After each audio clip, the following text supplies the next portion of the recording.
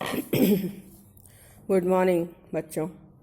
अपन लोगों ने last term पर गांधी की अहिंसा की अवधारणा देखी थी। आज अपन लोग लेंगे गांधी की सत्याग्रह की अवधारणा।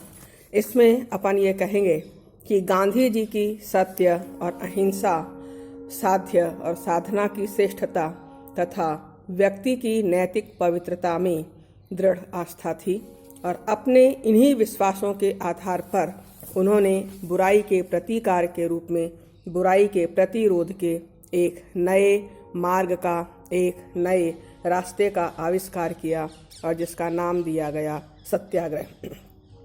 सत्याग्रह की ये पद्धति गांधी जी की राजनीति को एक विशेष और अभूतपूर्व योगदान है।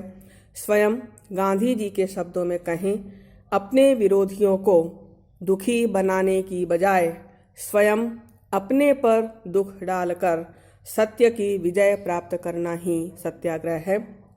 सत्याग्रह शक्तिशाली और वीर मनुष्य का शस्त्र है।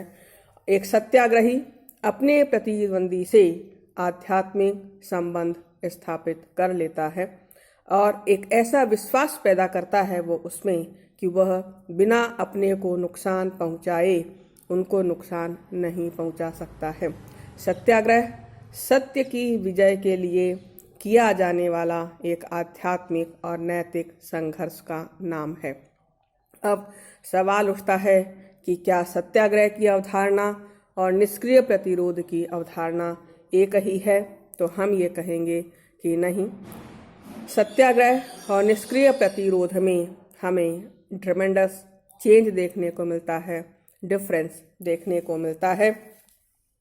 ये दोनों ही यद्यपि आक्रमणों का सामना करने के लिए, संघर्षों को दूर करने के लिए और सामाजिक तथा राजनीतिक परिवर्तन लाने की पद्धतियां हैं, तौर तरीके हैं, लेकिन फिर भी इनमें हमें जबरदस्त डिफरेंस देखने को मिलता है। नंबर 1, सत्याग्रह के अंतर्गत अहिंसा का जो सिद्धांत है उसे एक आदेश के रूप में अपनाया जाता है। इसमें सत्याग्रही किसी भी स्थिति में अहिंसा का त्याग और हिंसा का प्रयोग नहीं कर सकता है, किंतु निष्क्रिय प्रतिरोध में अपनी निर्बलता के कारण नीति के रूप में अहिंसा का पालन करता है, एक मौलिक सिद्धांत के रूप में नहीं। दूसरा, निष्क्रिय प्रतिरोध में शत्रु को परेशान करने की भावना पर बल दिया जाता है, किंतु सत्याग्रह में सत्याग्रही स्वयं ही अधिकतम कष्ट झेलता है। सत्याग्रह में शत्रु के प्रति दुर्भावना के लिए कोई स्थान नहीं होता। तीसरा है, निष्क्रिय प्रतिरोध निर्बलों का शस्त्र है और सत्याग्रह वीरों का।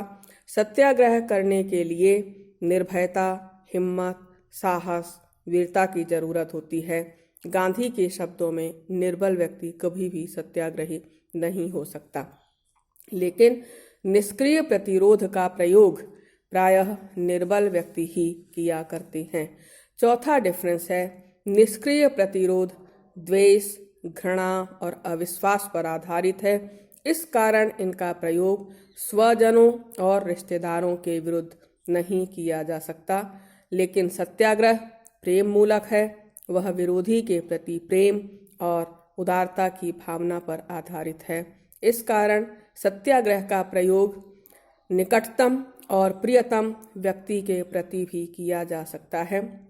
निष्क्रिय प्रतिरोध में रचनात्मक प्रवृत्ति या काया के लिए कोई स्थान नहीं है और इसका कोई अपना विशिष्ट जीवन दर्शन भी नहीं है, किंतु सत्याग्रह का अपना जीवन दर्शन है और उसमें रचनात्मक कार्यक्रम को महत्वपूर्ण स्थान प्राप्त है। गांधी जी ने अपने सत्याग्रह आंदोलन में खादी, ग्रामोद्योग, अस्पृश्यता का निवारण, प्रौढ़ शिक्षा, साक्षरता का प्रसार, मद्यपान का निषेध आदि रचनात्मक कार्यक्रमों को अपनाया था।